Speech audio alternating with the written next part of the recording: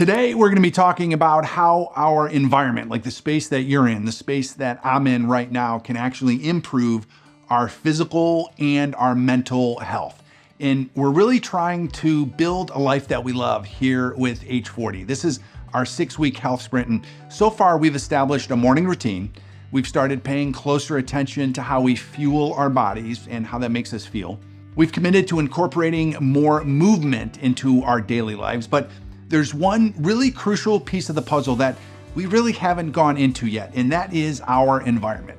So specifically the spaces that we inhabit on a regular basis, like our home, our work, where we play. These things can dramatically impact our physical, mental, and emotional well-being. So in our intro module, we talked about how true health is way more than just physical health. It's also, involves our mental health, how we feel. And the thing that acts as a connector between our mental health and our physical health is the spaces that we inhabit, our environment.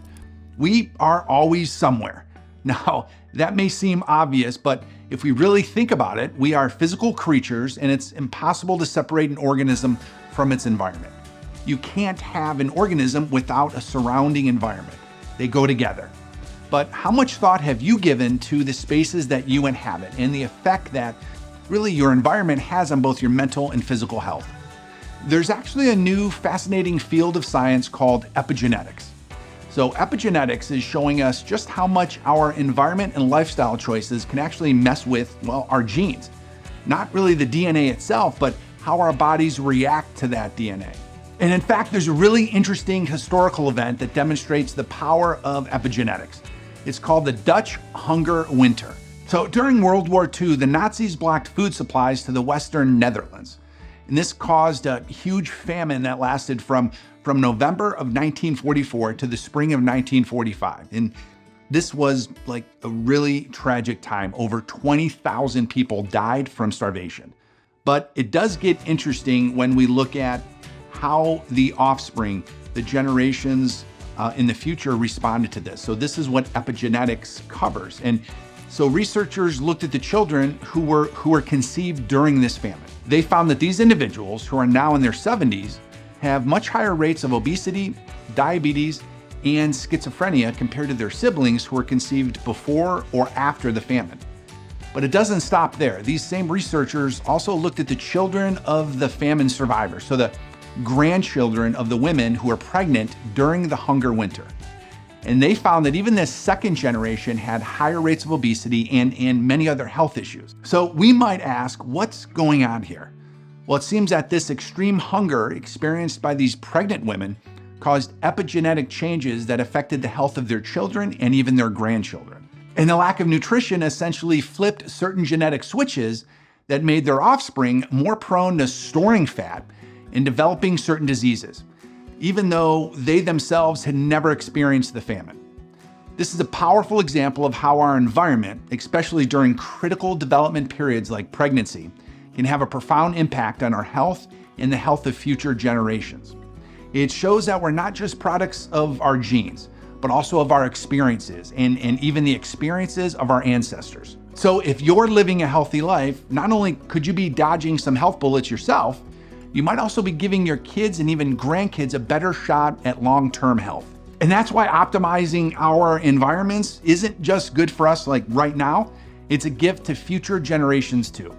So making sure that we eat right, that we dodge toxins, that we manage stress isn't just self-care. It's kind of like family care that spans across multiple generations. Our spaces really matter. Winston Churchill once said, "We shape our buildings, and then afterwards, our buildings shape us." And that's what this module, which we're calling Flow, is all about. We shape our spaces, and our spaces are also going to shape us. So we're going to talk about how to optimize our environments. Flow stands for focus, limit, organize, and wonder. So these are the 4 key elements that we're going to be focusing on when it comes to optimizing our environment for inspiration, for productivity, and joy. So first up is F for focused. So when we're optimizing a space, whether it's our home office or a gym in the garage, or really anything in between, we want to make sure that we set it up in a way that it supports the activities that we're going to be doing there. So I love this saying, whatever you're doing, make sure you're doing. This is another one of those life lessons I give my boys. So let me say that again because I hope you caught it. Whatever you're doing, make sure you're doing. If you're playing with your kids, then play with your kids. If you're having dinner with your spouse or your wife or husband or friends, then have dinner with them. Make sure your mind is there. Make sure it's in the moment. Most people think just because they're at work that they're working. That's not true. Some of us take our vacations 15 minutes at a time when we're constantly checking social media or emails throughout the entire day. So go deep with whatever you're doing right now, and that includes watching this video. I would encourage you to shut everything else off and really focus right now on what we're talking about. I think a lot of us think that multitasking is actually a skill, a strength, and I look at it as actually a disease. The more stuff I'm working on at one time, the less, me is going into these things. So I think multitasking is something that we don't want to do. We want to try to avoid as much as possible. Okay, so when we say create focus spaces, that means set them up so they actually help you focus on what you normally do in that space. It's not really much harder than that. The idea is pretty simple. It's just remove as many distractions to that activity as possible. You want to reduce the friction. If you have to dig through a cluttered mess every time you want to do that thing, you're a lot less likely to actually do that thing. If everything is right there, ready to go, it's much easier to follow through. If you're trying to eat healthier, you'll want to set your kitchen up in a way that makes it easy to prep nutritious meals. That might mean investing in some good quality storage containers for maybe pre-chopped veggies or chicken, or you keep your blender right on the counter for those morning protein shakes or smoothies. Make sure your area is focused. If it's a bedroom, make it conducive to sleep. If it's a study, surround yourself with your favorite books and make sure it's a quiet place. The way your room is set up communicates something about the purpose of that room. So how purposeful are your spaces? How focused are they? I'm wondering if you've ever heard of the Chinese concept of Feng Shui. Feng Shui is a practice dating back really thousands of years, and it aims to harmonize individuals with their surrounding environments, everything around them. And it's got thoughtful arrangement, orientation of space, but it's based on principles of energy flow. So the term itself translates to wind, so that's Feng, and water, Shui. So both elements believed pretty crucial in shaping the Earth's energy, and that is referred to as Qi. So it's built around 5 elements: wood, fire, earth, metal, and water to balance energy in a space. So each element invokes a different mood and it affects the flow of energy a little bit differently. Wood symbolizes growth and vitality. Fire represents passion and energy. Earth stands for stability and balance. Metal signifies logic and intelligence. And water reflects wisdom and serenity. So I'm sure you've walked into someone's house before, or really any physical place, and it just felt balanced or peaceful, purposeful, and you can't really put your finger on it. Chances are they're using some of these concepts even instinctively. But I think the important thing here is just that optimizing environments has been around for thousands of years, but I think these ideas are sort of lost in our American culture. So how else then can we improve our environmental health? And this is an obvious one, but L is for limit, and toxins specifically.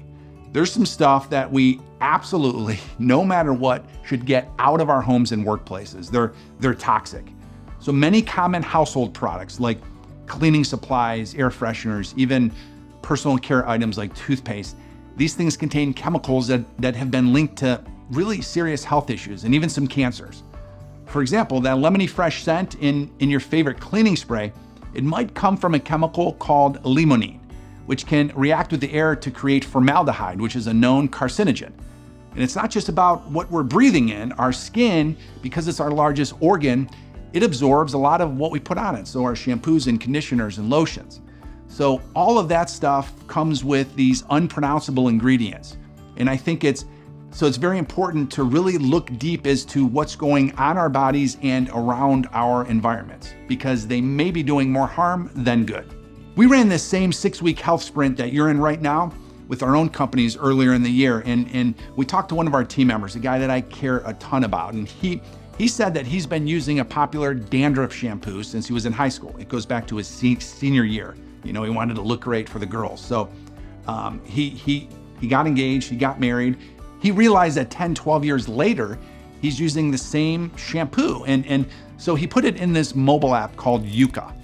And here's what happened. It came back with a red warning, hazardous chemicals, banned in a number of countries, and it would kill coral if it actually was put into water. So he immediately stopped using it. He actually found an organic alternative that worked just as well. But we don't want you to panic. I want you to take this serious, but you're not gonna have to, overhaul your entire life overnight. So we would encourage you to start small, like switch to more natural cleaning products or choose personal care items with simpler plant-based ingredients. Because over time, these small changes can add up to a big difference in your toxic load. Again, we use the Yuka app, and we've seen that some of you guys already have been referring this out to other people in age 40. And it's awesome because with the Yuka app, you can basically scan almost anything and it scores how healthy it is for you and me and the environment. It's really cool. And one more thing we shouldn't forget about is the quality of the air that we breathe, because indoor air pollution can be even worse than outdoor, especially if you're not venting your house properly. So open your windows when you can to let fresh air in, and consider investing in an air purifier with a HEPA filter. And one of our favorite ways to improve a space is with plants. Not only do they look great and bring a little bit of nature indoors, but they're also natural air purifiers. Many common household plants are fantastic at filtering out toxins like formaldehyde, benzene, and ammonia. Plus, having plants around has been really shown to boost mood, increase productivity, and even reduce stress levels. So next time you're at the garden center, consider just picking up a few plants to spruce up your space. Just make sure to choose varieties that are well suited to your lighting conditions, and if you have pets, non-toxic, because they like to nibble. And O is for organized.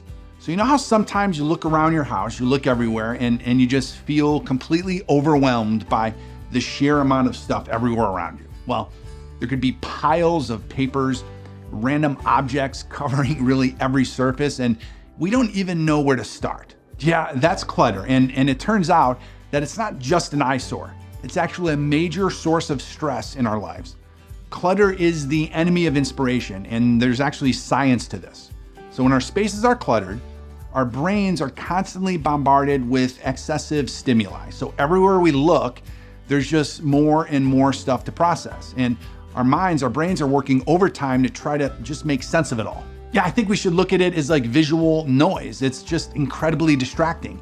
It can cause our attention to be pulled in 1,000 different directions.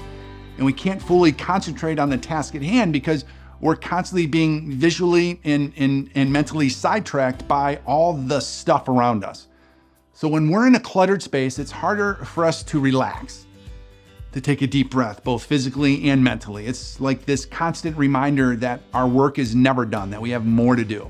And we can't fully unwind because the clutter is always there. It can create a lot of uncomfortable emotions like anxiety, guilt, even embarrassment. We feel anxious because the sheer amount of stuff is so daunting. It feels like it's gonna take forever to just get through it all. But here's the good news. Out of all the stuff that stresses us out in life, clutter might be one of the easiest things to actually fix.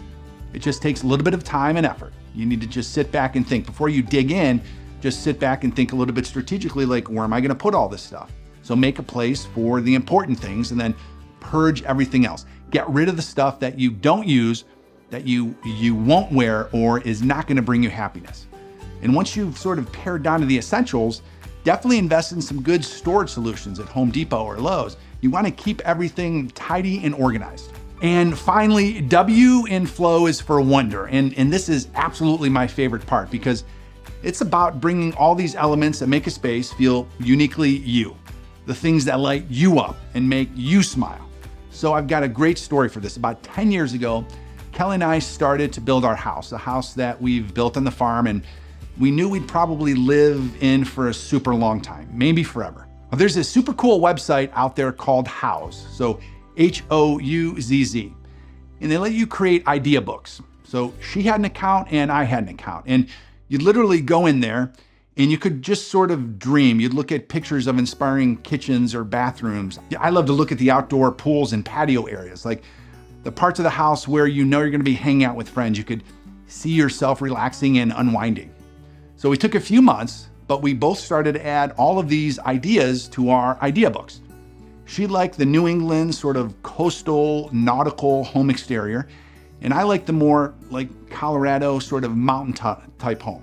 But surprisingly, our tastes inside the house were pretty identical. Mine might have been a little bit more rugged, but when we came together just a few months in, we started to show each other sort of what we liked, what we really liked, and what we loved. And there was this one common denominator with a single architect that had designed multiple houses on her list and mine. So we called this guy up. He just happened to live in Ann Arbor, Michigan, a few hours away. And he was a little bit expensive, but we figured if he could design something that looked really inspiring to us, then it would be worth the money. So he drives down to Ohio, and we met with him for almost 2 hours in the office. We were really just going back and forth, showing him pictures, just talking about ideas that we liked and loved and what we wanted to make sure would be in our house. And then he wanted to see the space. He wanted really to see the areas on the farm that we could potentially build our home. And there were a few of them, but we took him to the first one and drove up on the gator. He and his wife hopped off, Kelly and I hop off, and I started to talk to him as he was sort of like looking out, staring out into the orchard. And he literally shh me. He didn't even turn around. He literally just turned his finger around and put up the stop sign. His wife said, wait, just give him a second. Give him a few minutes. He needs to be one with the land. So we shut up. And he literally sat there for probably 10 minutes or more. It was like completely quiet. I didn't really even want to whisper to Kelly. But then he turns around and he's like, I see it. I've got it. I'll send it to you within 2 weeks. This guy then sent us this architectural rendering of the house that we now live in, that I'm actually recording this video in. And it was perfect. It was incredible. And it's exactly what we're talking about here. We're talking about making your spaces have this sense of wonder, making them inspiring. Not just what's acceptable, but rather what is exceptional. What would an exceptional space look like to you? And I'm not saying that you've got to go out and build a brand new house, but I'm saying you could absolutely start with one room in your house and make that space exceptional. Make it have this sense of wonder. Make it incredible.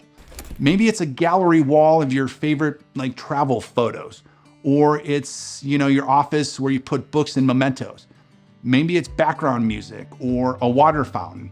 Maybe you surround yourself with motivational quotes that inspire you or art that speaks to you. And one thing I don't want you to forget about is the lighting.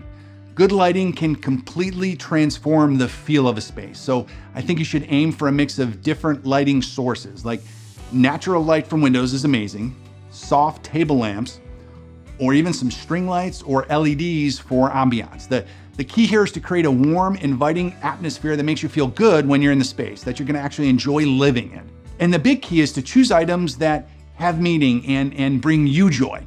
This isn't really about impressing anyone else or following some sort of prescribed design formula. It's really about creating a space that feels like a true reflection of who you are and what you love. It's really just for you.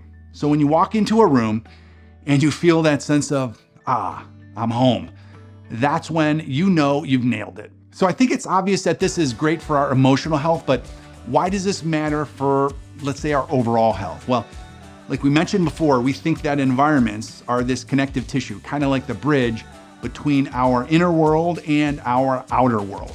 They have really the power to shape our thoughts, our emotions, and even our physical well-being. I think if you look at it this way, like if you hate the way your kitchen looks and feels, you're probably not gonna be super motivated to spend time there cooking healthy meals. But if your kitchen's a place that inspires you, if it has beautiful cookbooks on display and fresh herbs growing on the windowsill, suddenly that whole process feels a lot more inviting. And the same goes for our mental health. If we're constantly feeling stress and overwhelmed by our surroundings, it's gonna take a toll on our emotional well-being, either instantly or over time. And here's a big idea for you. They say the secret to contentment is to want what you already have. Because if you want what you already have, then you have what you want, right? This is exactly true with our spaces. If what we're trying to do here is build a life that we love, just think about it from that angle. Like, the more you love where you are, the more of your life you're actually going to love. So here's my challenge to you this week. Just pick one space in your life that you spend a lot of time in and give it a flow makeover. It could be your bedroom, your home office, your kitchen, whatever feels most impactful for you. So start by decluttering and getting rid of anything that doesn't serve a purpose or bring you joy. Then focus on optimizing the space for its intended function. Then you're gonna think about any potential toxins in the space. Could you swap out some cleaning supplies for a natural alternative? Or maybe you invest in an air purifier and some houseplants to sort of keep the air in that space fresh and clean. Then get to organizing. Invest in some storage solutions that are gonna help you keep the space tidy and clutter-free. The goal is to create this sense of calm and spaciousness.